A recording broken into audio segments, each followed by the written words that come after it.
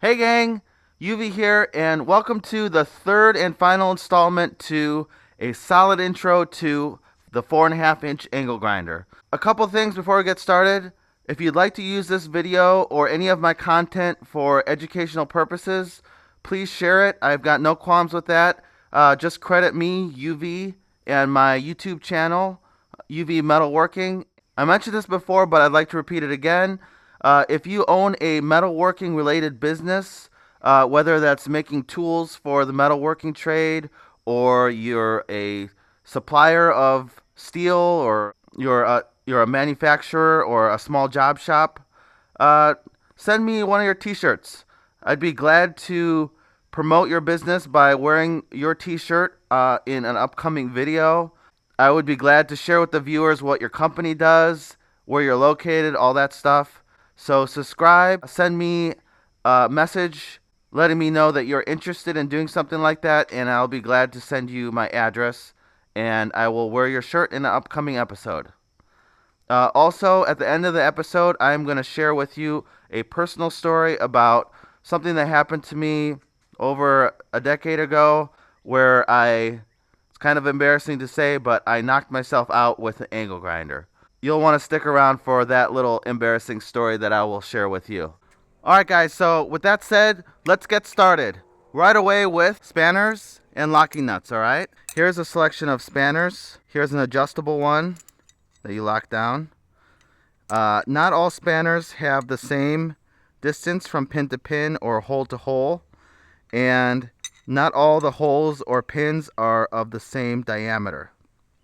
Okay, here's an adjustable one, but this particular one has small pins. So, whenever you buy a grinder, you're going to get a spanner. This one's got a nice recess, but it's thin, and you can tell it's been bent a little bit from trying to unlock a real tight lock nut. So sometimes this relieved area is also not relieved enough, and it can interfere. So, like for example, this adjustable spanner, I've actually ground away this area for clearance issues with certain attachments and lock nuts. So years ago, I worked for a fellow named Jim Brenner in Chicago. He's an artist that does really amazing outdoor public artwork, who's now located in Minneapolis, Minnesota.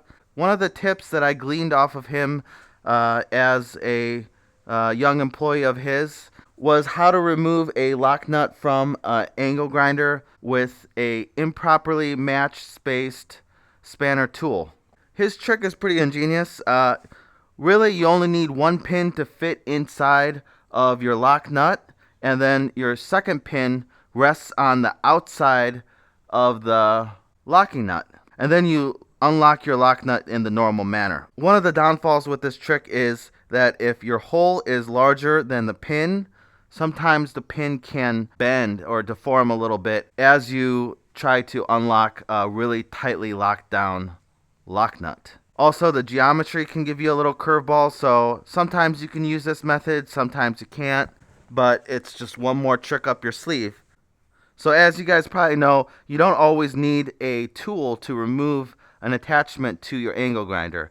Most of the time you can twist it off with your hand, or if it's really sharp like a wire wheel, you can throw a glove over the wheel and twist it off that way.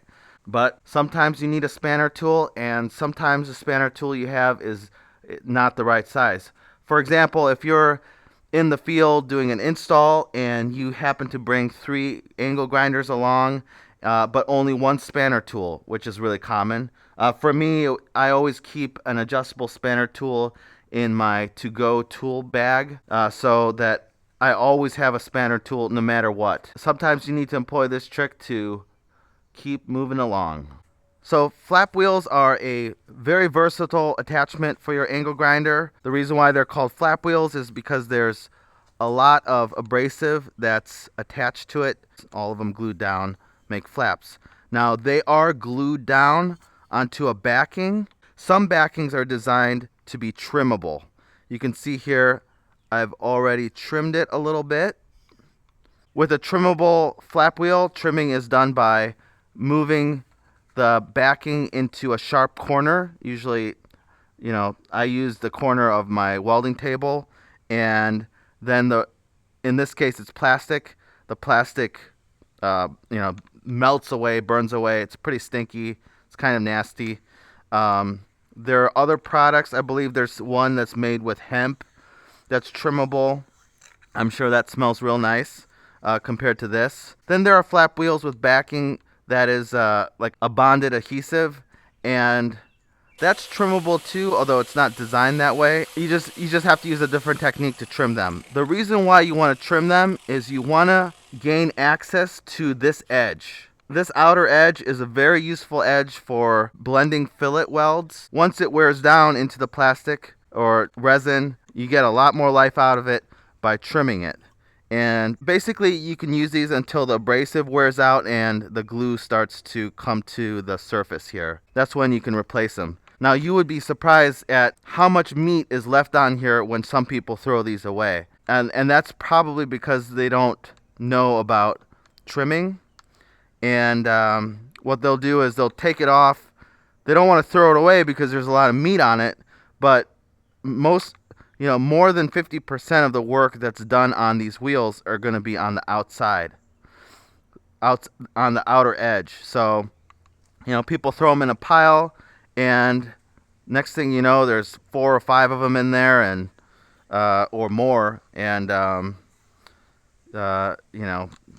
at some point they get thrown away. So, if you can get your hands on a bunch,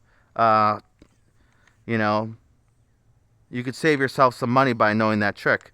I once bought 20 Wheeler flap discs from, I don't know, some company that decided to get some money out of them instead of throwing away, and that was a great steal for me because I got a lot of life out of them by trimming them. Alright, so sanding discs are great for grinding down welds or cleaning up surfaces or making chamfers. You can use a grinding disc basically anywhere where a grinding stone can be used, but the benefit of a grinding disc is that unlike other types of attachments where you have this locking nut, it has a flat nut that's recessed and locks onto your arbor. So the benefit to that design is you can grind or sand flat on surfaces without worrying about the nut getting in the way and gouging out your surface that you're sanding or grinding. Sanding discs get mounted onto a backing. This is a plastic one. There are rubber ones that are a bit more flexible. They're just a little bit heavier. So we have 3 different grits here. This is a ceramic grit that's high, that has a very long life. These things are like the Energizer Bunny. I mean, they just keep going. They cost a lot more, but I personally prefer purchasing these in 24 grit, and I use them for heavy grinding tasks. Here's a disc made with zirconia. This is a middle of the road in terms of cost and quality. It lasts a long time. Not as good as the ceramic or a mixed abrasive disc, which would have ceramic and zirconia and aluminum oxide in it. But the zirconia is a pretty good performer.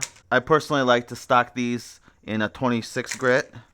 And then aluminum oxide is your lowest quality. It is also the most affordable.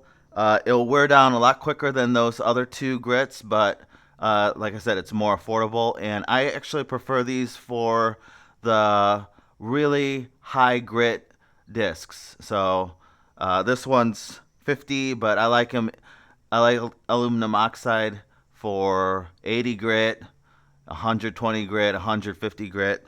I just find those seem to wear down as quickly as other grades when it's the real fine grit. So that's just my personal preference, and you'll obviously discover what works best for you. Another thing about sanding discs is if your shop is an open environment like my 2-car garage or a larger shop with garage doors that are kept open during the day, depending on what part of the country you live in, you're going to have high humidity.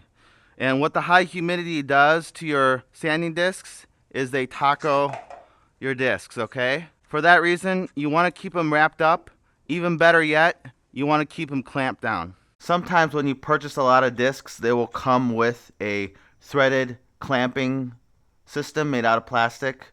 They're pretty good, except once they get tacoed, and especially if they're a heavier grit, um, the the clamp just doesn't have enough strength to clamp them all down.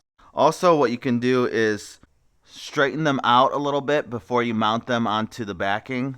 That's effective some of the time, and if it's got a slight taco to it, then you can probably get away with just doing that. The thing that can make grinding with sanding discs so dangerous is this thin edge can get caught in the work and throw your grinder forward, okay? It's very violent when that happens. Your disc will tear. Once it's torn, you need to replace that disc because that tear will continue to get caught in other spots while grinding and present a serious hazard. A piece of this can rip off and fly towards you. It's very painful when it does fly. Most backings protrude just above the guard of your grinder, so it doesn't make sense to have a guard attached to your grinder when sanding, which means that sparks will always be flying everywhere. Most of the time away from you because you're going to be smart and you're going to manage your sparks towards a certain direction. But inevitably, sparks will come towards you. Here's an example of what will happen over time from sparks flying at your clothing. The threads on your clothing will slowly burn away and your clothes will start to separate. Also, gloves. You always want to make sure you're wearing leather gloves and cotton clothing or leather clothing. Anything that's synthetic, the prolonged exposures to sparks will melt a hole in your clothing. Another thing about sanding discs is I like to keep some old ones laying around so that I can sharpen up my soapstone with it. And I also like to use them as coasters. It works as a great insulator to keep your coffee from getting cold and your cold coffee from getting hot. Yeah, I want to talk about cable management. You know, a lot of times you're going to be working with 2 or 3 angle grinders and they're going to be plugged into the same outlet. You want to be mindful of cable management as you're working. This is what you're trying to avoid. What happens is you work with one angle grinder, you put it down, you grab another angle grinder, you put it down, you grab another angle grinder, you put it down, you grab another one, and then next thing you know, you're all twisted up.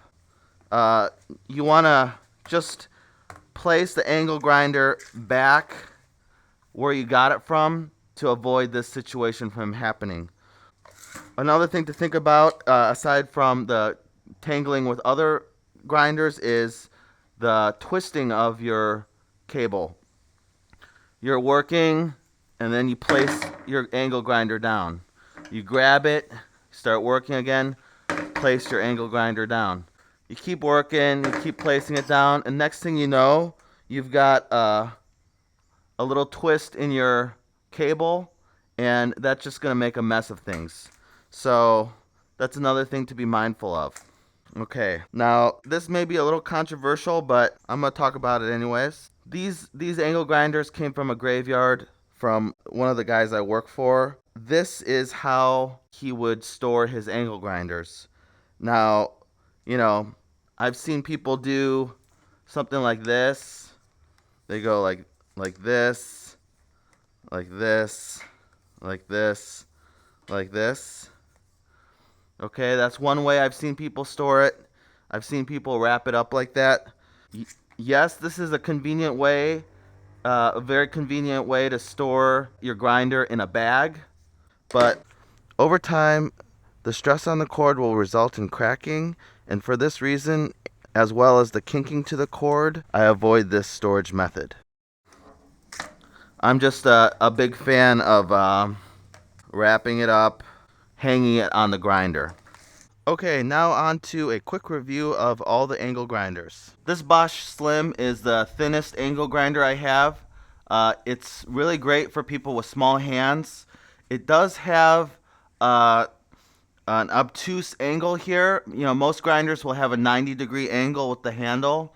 So if you work in this zone, the 3 o'clock or the 2 o'clock, 1 o'clock zone for grinding, if that's where you prefer to grind, then this angle, this obtuse angle, is actually not bad. One nice thing about this grinder is it has exterior panels to replace your brushes, which is a nice feature. Unfortunately, this grinder has some quirks to it.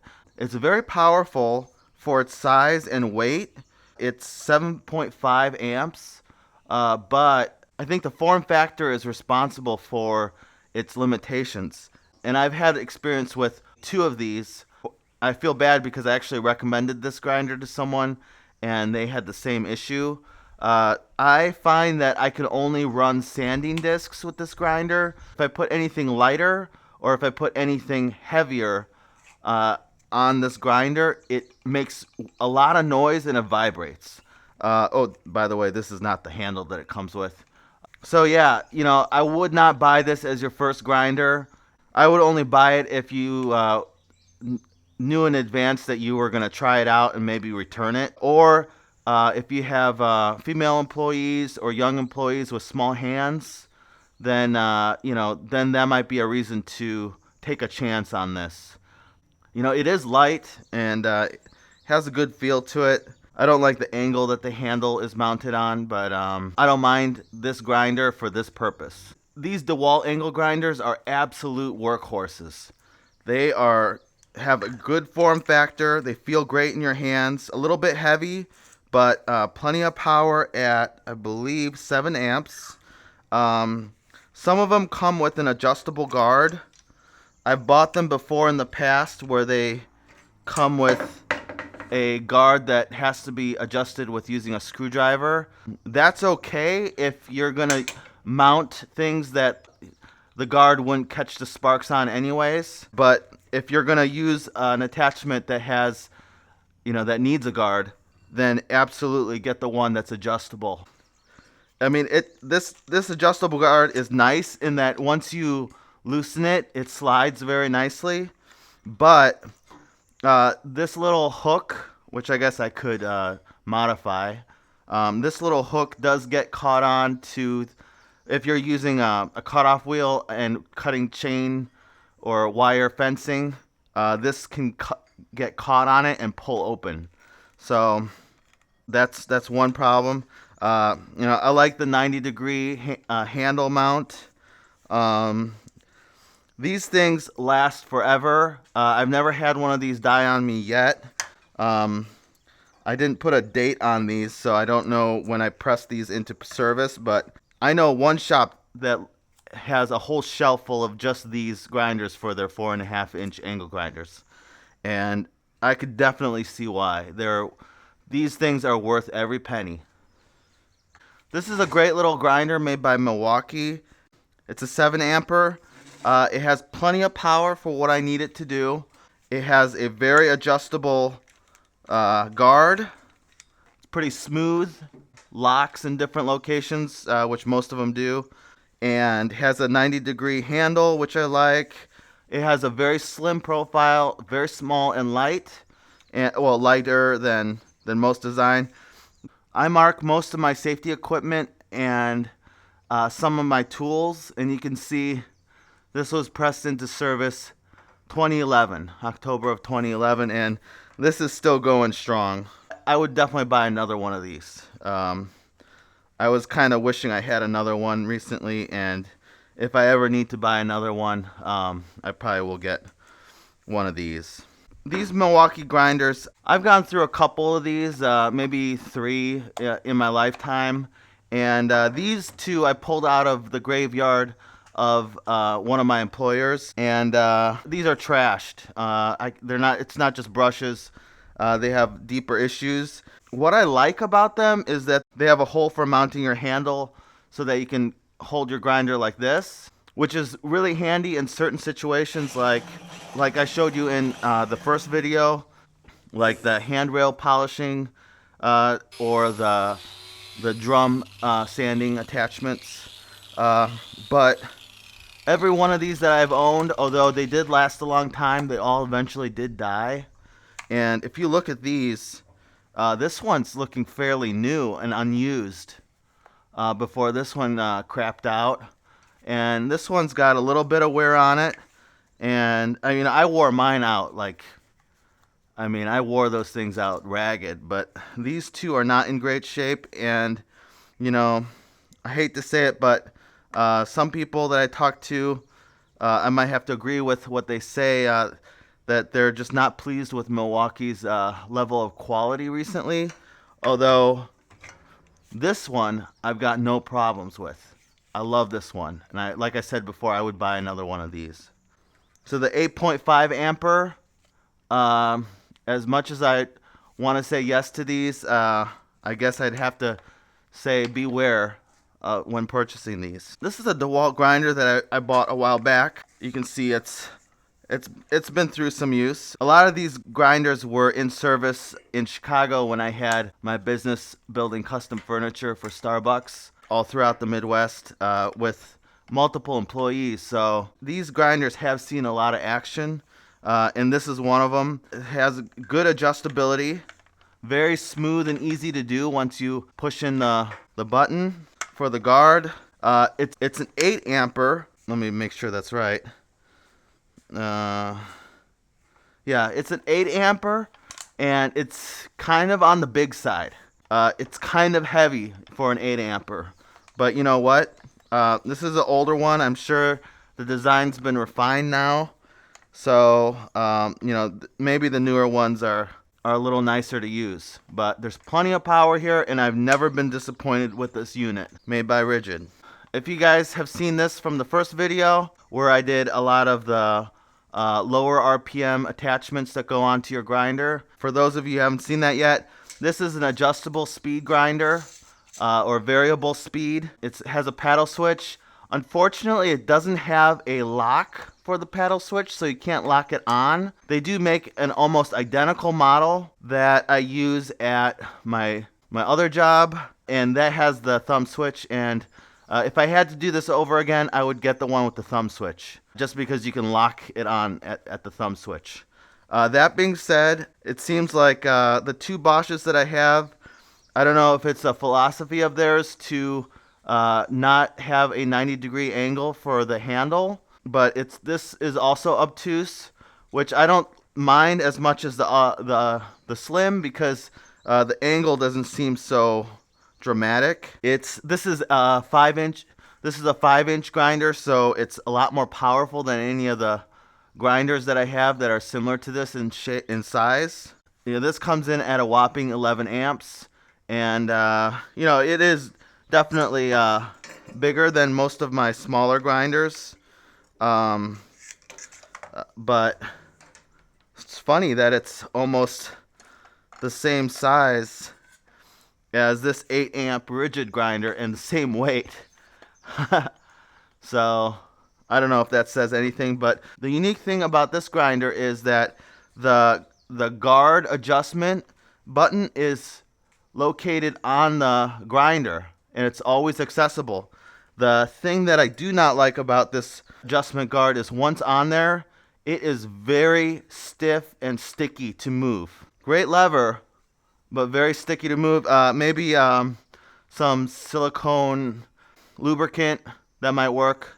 I might have to give that a try, but it's a real tight fit for the guard. Alright guys, here's my embarrassing knocked out by an angle grinder story. So almost like 12 years ago, when I was less wise and more foolish, I used to have a metal shop in the space that I lived in, and I was working all alone, and I was holding a piece down, maybe removing some rust or some paint off of something that had to get welded.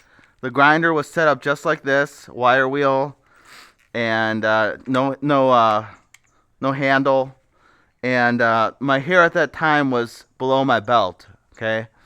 And I was working like this, and my hair, which is in a ponytail, flips down.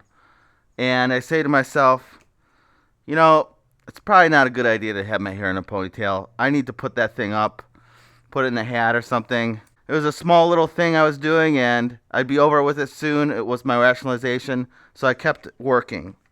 So my ponytail flips down this way, gets caught in the wheel. The wheel, this is in slow motion, I'm doing this.